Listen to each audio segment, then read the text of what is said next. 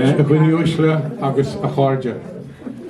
Bháil am fáilte is féad a choróid ar fad tróna ag an ócáid táchtach a líonta agus cultúrga anach. It's a great genuine pleasure to have so many people here this evening under all these COVID conditions and dry conditions, and by dry I mean, I'm sorry we can't give you a glass of wine. So you're trebly welcome, but also to this special exhibition by Pádraic Reaney. I have no idea how long I've known Pádraic and how long we've been working with him, but it has always been a pleasure. And one of the great things about him is you never know what to expect. There is always change, something new, something exciting, and something different. And this is no exception, this collection this evening. And we're very lucky also this evening to open the exhibition a poet, Joan McBreen. Now, we always say that always ask a poet to open an exhibition because they have their own vision. They can very often see in behind the canvas and talk about the genesis of, and they can often say things that open artists' eyes as well, that artists haven't seen in their own paintings. I don't know whether Joan is going to do that or not. No pressure, Joan. But anyway, would you please welcome Joan McBreen.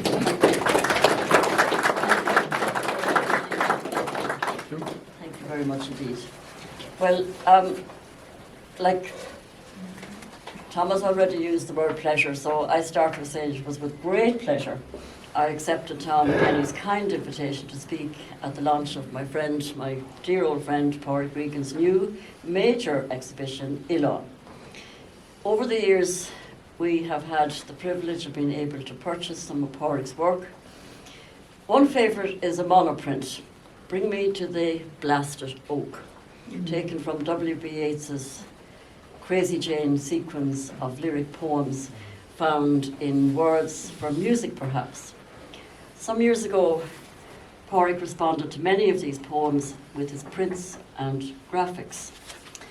And however bawdy and irreverent these Yeats poems are, and they are rarely heard, the international Yeatsians rarely bring that particular sequence of poems to their students because I think they like to have their international students think that we're all innocent and we've never heard of sex and we've never got into bed with the wrong person, etc., etc. So in any event, Pádraic made his own of them, and his artistic intelligence saw that the great poet's way of railing against church and state, and with a little and here is a little taste from Crazy Jane on God.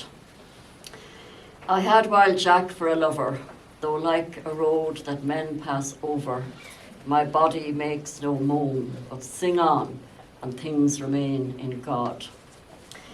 And this magnificent exhibition reflects Pádraic Reaney's journeys, his artistic vision and interpretation of the islands of Malta, Scotland and Ireland.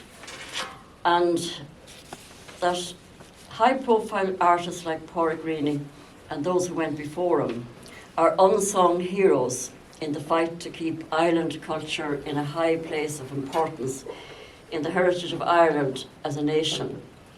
We owe these artists, and especially Pádraic, a debt of gratitude. Let us consider something intriguing, he said. Our island is neither land nor sea. This is not the same as the mainland.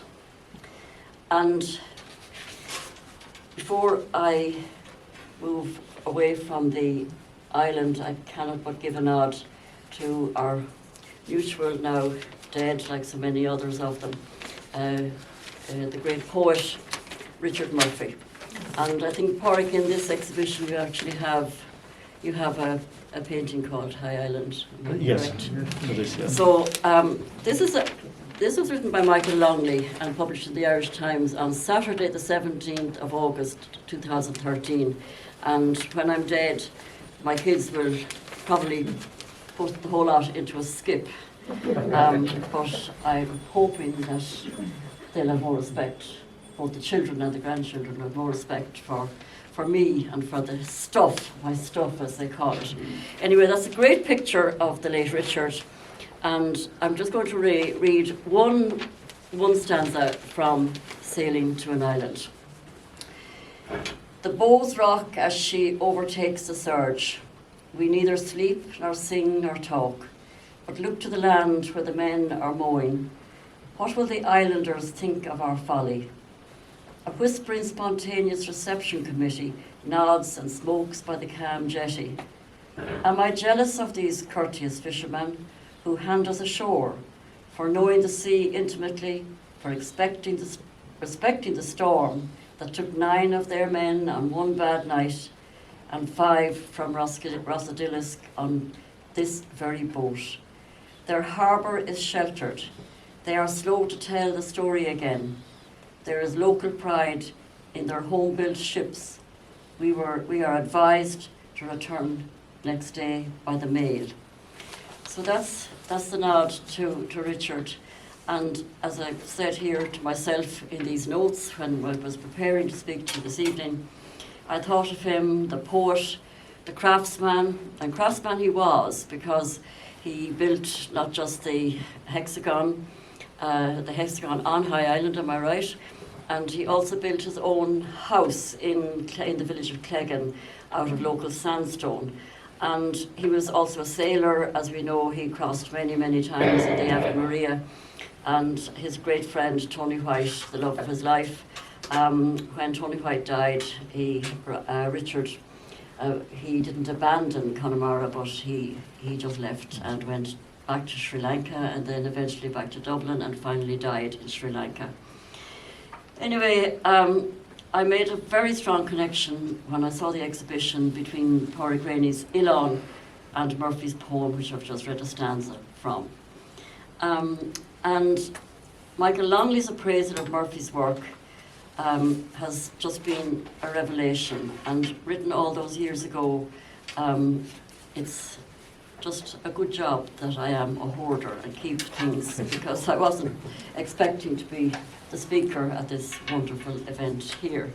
So for those of us privileged to live and work either like Pádraic in the field of visual art, music and poetry, there is a wealth of unique inspiration to be tapped into, especially in and around our coastal islands. This work brings us to Inis, Dunangasa, Clare Island, High Island, Inishbofin, and many others, as well as earlier mentioned the islands of Malta and Scotland. And I'd like to read my effort at an island poem. It's a very short poem, and with your kind permission, Indeed. I'll read it. Inishman. Who seeing me knows I walked through fields of corn, and with you once heard the lost curlew mourn, when even north winds were delicate. I reach this place over and over, retrace my steps from Kilcannock to Dún Crothúr, despite the roughness of stone. For I need the sound the high wind makes in the dry grass, the old and low notes of island melody, sung at night when summer is almost ended, and the silence full as rains falling after Sunday Mass on the fringes of island women's shawls. And before I finish, I offer Pádraic and all of you, particularly Tom and all the staff here at Kenny's, a very, very hearty congratulations. And it would be very remiss of me not to pay tribute to the great cultural institution that became Kenny's, now in its 81st year. And I think at this point we all owe them a resounding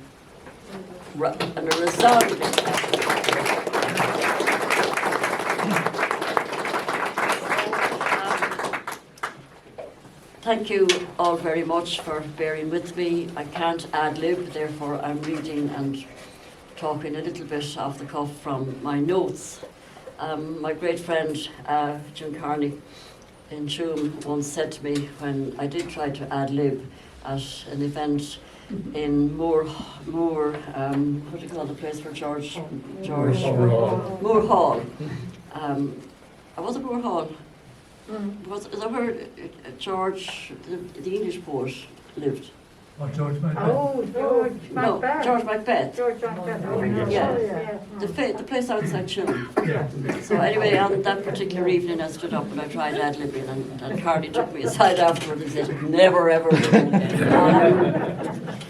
So anyway, congratulations, Pádraic. Thank you very much. I'm sure this wonderful exhibition will be a great, great, great event, not just tonight for you, but into the future. And I already see some red stickers around the place, and I hope we see many, many more.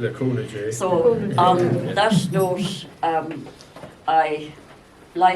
would like to officially launch this ship.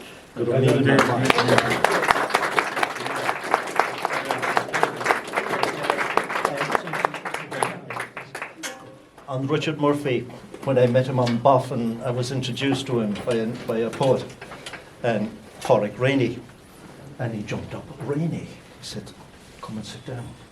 And I thought, we're going to talk art and boats, because he owned the True Light that was built by the Reaneys. And he knew every nail and rope and everything in it, and I knew nothing except that they built the boat. And we spent hours and many pints in days at hotel. And eventually we broke up, and the poet who introduced me said, "What were you talking about?"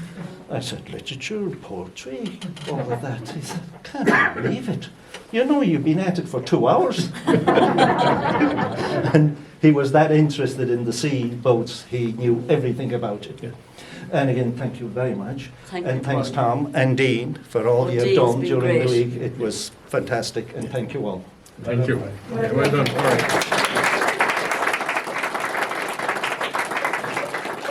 And thank you, ladies and gentlemen, for your attention. Go to Mila Mahagi and enjoy the show. The Cúna Day.